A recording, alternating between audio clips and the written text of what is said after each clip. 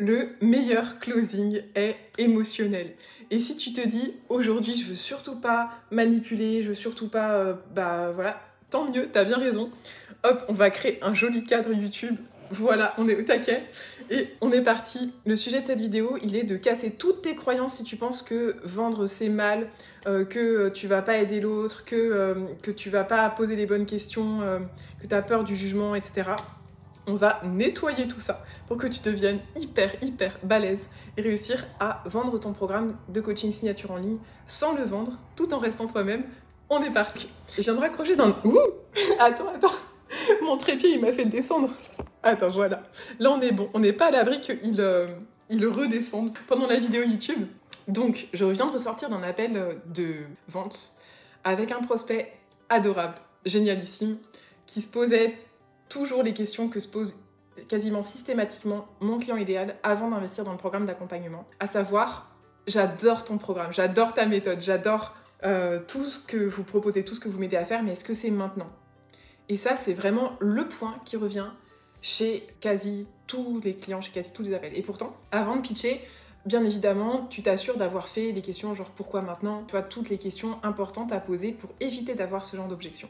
Et mon point, il est que si tu n'oses pas poser ces questions, qui peuvent paraître, je vais pas dire intrusives, mais pointues ou qui vont rentrer trop, entre guillemets, dans le prospect, en fait, tu les auras à la fin. Et tu les auras quand ce sera trop tard. Donc, quand je te dis que le meilleur closing est émotionnel, c'est non seulement tu vas poser ces questions avant même de pitcher, et en plus, quand tu vas pitcher, tu vas insister sur les points qui sont importants pour le prospect tout en personnalisant bien sûr le pitch. En revenant avec ce prospect-là, on a terminé l'appel donc sur un rendez-vous 2. Et en fait, le sujet du prochain appel sera de voir s'il a pu échanger avec la personne qui partage sa vie, sera de voir également s'il a pu prévoir le budget nécessaire, si c'est maintenant par rapport à l'investissement que ça demande pour réussir à en vivre. Et tu vois, si j'avais pas posé des questions classiques pour voir justement pourquoi ça compte pour lui et pourquoi il veut vraiment se lancer maintenant et tout, je sais très bien que j'aurais perdu la vente. Mais là, l'appel s'est terminé par un « merci pour les mots de tête » avec un grand sourire. Et j'ai la quasi-certitude que je pourrais être à même de bosser avec cette personne et même plutôt que cette personne pourra aussi avoir la chance de bosser à nos côtés parce que c'est toujours un double recrutement mutuel quand tu vends. C'est pas uniquement toi qui vends un service et même surtout pas, c'est vraiment une chance de bosser à tes côtés. Et nous, c'est déjà arrivé que des personnes littéralement se battent pour bosser à nos côtés parce qu'elles voulaient trop avoir une expertise bien définie, super spécifique, etc.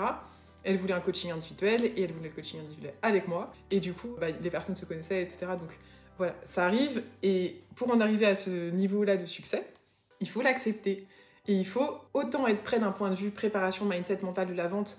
Tout le blabla mental des personnes débutantes dans l'entrepreneuriat, on l'oublie. Je te le liste, là, comme ça, tu vas pouvoir faire un screenshot et le supprimer de ta tête, ou tout du moins identifier déjà que c'est des croyances. Le vendre c'est mal, je vais être un marchand de tapis, un requin, je vais pas pouvoir réussir à vendre parce que je suis super timide, introvertie, je veux pas vendre parce que c'est pas éthique et moi je veux juste qu'on achète naturellement parce que on comprend la beauté de mon âme, etc. Ou alors j'ai été trop commerciale par le passé et ça m'a dégoûtée et aujourd'hui je ne peux plus le supporter. En fait, ce qu'il faut capter, c'est que nous, quand tu vends, c'est des discussions avec un ami. Et des points de clarté à débunker, donc par exemple point de clarté, le point de clarté timing, je m'assure que mon prospect est à même de s'investir dans le programme avant même de lui proposer le programme. C'est de la logique pure. Parce qu'en fait, on ne va pas vendre quelque chose à quelqu'un qui n'en a pas besoin. On va juste vendre le programme quand le but du programme, c'est d'aider, de transformer. Et c'est pour ça qu'en fait, toutes ces croyances-là, elles sont ajoutées à la poubelle, parce qu'elles sont erronées ou liées à simplement une vision de la vente qui est véhiculée par des personnes qui seraient plus vendeurs de tapis, les personnes qui te prospectent à la chaîne avec des vieux messages de prospection qui sont pas du tout personnalisés avec le prénom et du coup tu as l'impression que c'est des vieux copier-coller, qu'on s'intéresse pas du tout à toi. Je te comprends très bien et c'est légitime d'avoir ce genre de croyances. Si tu te fais toi-même spammer à longueur de journée et que tu veux surtout pas faire vivre la même chose aux personnes que tu accompagnes ou que tu as en appel, c'est totalement normal, c'est carrément légitime. Mais en fait, justement, nous, c'est totalement autre chose. Nous, c'est vraiment une approche axée sur est-ce que, oui ou non, notre programme est le bon pour aider le prospect. Et tant qu'on n'est pas dans cette posture neutre, à la fin de la vente, d'en être complètement détaché, en fait, même durant tout l'appel, et de te dire, bah voilà, si cette personne choisit de changer sa vie à nos côtés, c'est génial. S'il s'avère que notre programme n'est pas le meilleur par rapport aux critères qu'il recherche, laissons-le soit ne pas faire de programme, soit aller chez un concurrent, parce que bah, peut-être qu'il sera plus aligné et que c'est pas nous le meilleur programme pour l'aider. En fait, moi, je suis tout le temps dans cette optique-là, et c'est ça qui me permet d'être dans la posture neutre, d'amour du coach, alors même que je fais des appels de vente. Et toi, c'est exactement pareil. Si tu n'es pas dans cette posture d'amour pour la personne que tu as en face de toi, de chercher profondément à le comprendre, d'avoir limite les larmes aux yeux avec lui, d'être dans l'empathie quand il te raconte des moments de sa vie qui sont hyper incroyables, à quoi ça sert ton métier? Enfin, je me permets parce que c'est très cash ce que je dis, mais il y a tellement de personnes qui sont là juste pour vendre, pour toucher leur commission. Et je sais que dans le milieu de l'accompagnement, voilà, on a tendance beaucoup à faire appel aux closers, etc. Moi, bien sûr, j'ai déjà des conseillers d'admission. J'en ai déjà eu dans mon équipe. Et actuellement, j'en ai aussi. Et en fait, l'idée, ça va être de retirer ces casquettes de commerciaux. Pareil, on va les jeter à la poubelle pour une partie, parce que je déteste ce masque que tu es obligé de prendre pour vendre. Et en fait, ce qui est génial, c'est que quand tu maîtrises très bien le pitch de vente et au-delà de ça, toute la trame de l'appel, tu n'es plus obligé d'avoir ce masque. Parce que, bien sûr, c'est des codes et pour répondre à l'enjeu de l'appel, tu es obligé de faire un échange individuel avec l'autre où forcément il y a des codes.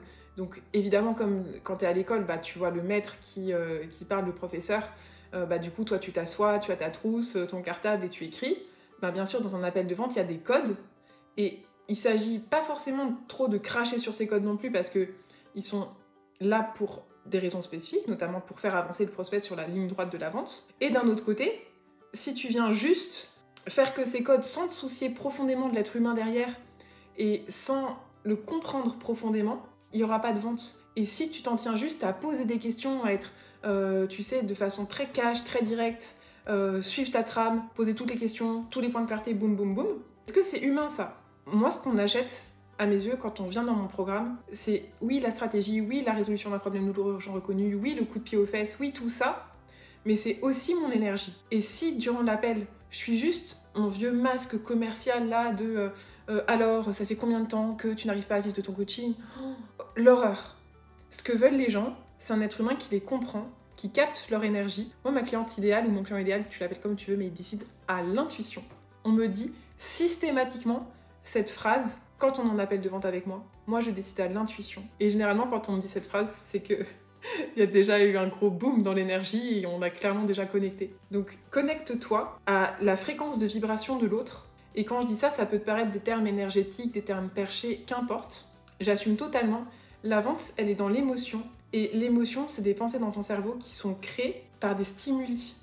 Et si l'appel de vente, c'est juste plan-plan, chiant à mourir de voilà, je fais ma trame, je fais mon script, machin, wow, il n'y aura pas de rythme, il n'y aura pas d'énergie, il n'y aura pas d'émotions différentes. Moi, quand je fais un appel de vente, je pars du principe que j'enfile mes gants de boxe, aussi pour me protéger, mais que je vais être là aussi pour aider la personne à sortir de sa zone de confort. Oui, bien sûr, ça sera douloureux de sortir de sa zone de confort, il y aura de la peur, et à côté de la peur, il y aura toujours cette partie excitation. Et c'est ça qui va enclencher la prise de décision, c'est l'émotion. Parfois, on a tendance à justement vouloir laisser reposer quelques jours parce que je ne prends pas de décision à la va-vite, parce que XYZ, j'ai encore besoin d'en parler à mon cheval, à mon banquier, à mon bracelet. On fait des belles discussions, voilà, mon bracelet et moi, donc il m'aide à décider. En fait, c'est le même principe. Si ton prospect il a besoin de temps, est-ce qu'au moment où tu vas l'accompagner, quand tu vas lui faire une recommandation, est-ce qu'il va pas te dire « Oh, mais j'ai encore besoin de temps pour digérer la recommandation ?» Et est-ce que ça fait pas justement partie des personnes qui passent pas non plus énormément à l'action? C'est quoi la différence selon toi entre une personne qui réussit le programme et une personne qui va rester que dans sa tête à se poser 50 000 questions sans jamais agir? Et ça, tu vois, ce seraient des questions qu'on pourrait effectivement poser en closing si tant est que les critères répondent et tout match. Parce que moi, c'est des questions que je me permets d'utiliser uniquement à partir du moment où j'ai la certitude que la personne, c'est le moment pour elle, mais par contre qu'elle va avoir tendance à se chercher des excuses. Du genre, non mais est-ce que c'est maintenant, sachant que là demain je vais déménager, sachant que après demain j'ai encore des enfants à les récupérer, voilà, et qu'en plus X, Y, Z. Je comprends totalement, c'est carrément légitime, mais nous on accompagne des femmes qui ont généré parfois 25 000 € en 4 mois et demi avec 3 enfants en étant maman solo et avec 3 jobs à côté, Et je pars du principe que s'il y a toujours mieux à faire que de se faire accompagner, est-ce que c'est vraiment ce que tu souhaites à long terme? Est-ce que c'est vraiment ton ambition? Est-ce que tu as vraiment un message surpuissant à faire passer au monde? Ou est-ce que juste, bah non, il y aura toujours mieux à faire? Mais moi, ça, je trouve ça limite un peu grave, entre guillemets, que beaucoup de personnes remettent à plus tard, alors qu'en fait, c'est vraiment leur projet de vie. Et en fait, ça en dit long sur la façon dont elles gèrent leurs objectifs. Après, je suis la première à vouloir effectivement laisser du temps pour aider les personnes à poser, prendre les choses. Souvent, je suis la première à proposer plusieurs appels. Et je suis capable d'y passer tout le temps nécessaire pour identifier si oui ou non la personne est prête. Je ne fais jamais de choses du genre non mais là c'est maintenant. Je dis cette phrase uniquement quand je suis absolument certaine à la personne que là, il faut qu'elle se réveille. Parce que je vois vraiment le commercial, entre guillemets, comme un coach. C'est-à-dire que ta mission, c'est d'aider la personne à avancer sur ses priorités et qu'elle se sente bien. Ces priorités n'étant pas forcément ton coaching. Et ça arrive très fréquemment que je dise aux gens aussi, écoute, pour toi, visiblement, compte tenu de tes projets de vie, là par exemple, il y a des projets plus d'alignement personnel, là il y a des projets plus de déménagement, absolument, ce n'est pas le moment pour toi. Je le dis à longueur de journée, actuellement. Il y a des personnes pour qui c'est pas maintenant, tout comme il y en a d'autres pour qui c'est maintenant. Et quand c'est maintenant pour toi, il s'agit d'oser faire le pas nécessaire. Et c'est normal que ça fasse peur. On est sur internet, c'est une sortie de zone de confort, c'est humain. Mais justement, si tu le fais pas, qui va le faire pour toi? Est-ce que c'est bien d'attendre que ton patron ait réalisé son rêve et toi non? Est-ce que c'est cool d'attendre le dernier moment que le RSA, les aides et tout, ça arrive à leur fin pour t'avoir le coup de pied aux fesses Ou alors est-ce que c'est en amont, quand on est encore un petit peu serein, et quand on a envie justement de créer cette réalité de notre futur nous qui est super inspiré, super enthousiaste, que là c'est le moment d'agir. Donc ça c'est propre à chaque personne. Et moi c'est pour ça que j'aime bien d'analyser, de voir avec chaque personne, est-ce que c'est bien, est-ce que tout va bien, est-ce qu'on est sur un bon rythme, ou au contraire c'est pas du tout maintenant, ou au contraire let's go, allons-y. Est-ce que tu arrives à identifier justement quand t'as une personne en appel, si c'est maintenant le moment ou si elle se cherche des excuses. Et ça, ce que je t'explique, c'est valable dans tous les domaines.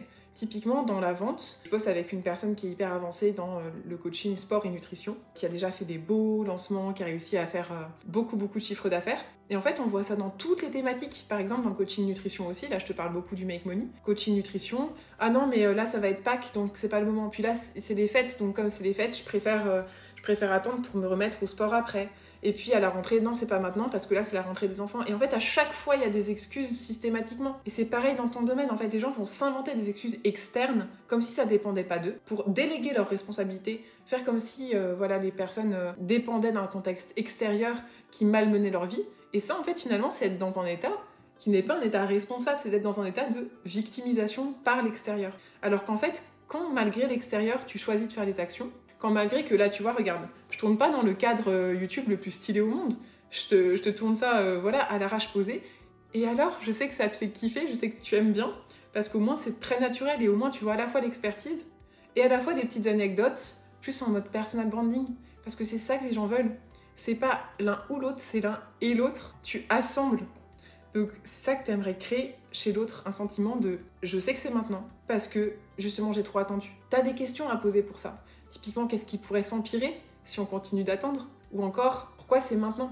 Toutes ces questions-là, elles se posent en amont, avant même de pitcher, pour être sûr et certain que ton prospect soit au fait et aligné avec lui-même. Autrement, systématiquement, tu auras à la fin de l'appel des est-ce que c'est maintenant? Si tu poses pas les questions toi-même, la vie te met sur ton chemin les obstacles, entre guillemets, pour t'apprendre à sauter encore plus haut, à les franchir et à évoluer encore plus. Donc à chaque fois que tu as des points de blocage, entre guillemets, c'est tout le temps des opportunités d'apprendre et de voir ce que tu aurais pu faire mieux. Donc typiquement, si tu n'écoutes pas encore tes appels de vente, c'est la base de les écouter et de voir ce que tu peux optimiser étape par étape. Il y a bien sûr toute une trame pour vendre et ça s'apprend. Moi, quand j'ai commencé à vendre, j'étais persuadée que je savais tout de la vente parce que, enfin peut-être pas tout, mais j'avais quand même une bonne image de la façon dont je vendais. Tout simplement parce que pour moi, vendre, c'est très simple, c'est juste écouter et poser des bonnes questions et t'intéresser profondément aux gens. Et à partir du moment où tu sais faire ça et où tu fais que poser des questions, tu sais vendre. Maintenant, plus tu te plonges dans cet univers qui est finalement quand même très technique, et plus tu te rends compte que c'est pas juste suivre des trames, des scripts, c'est surtout créer une énergie.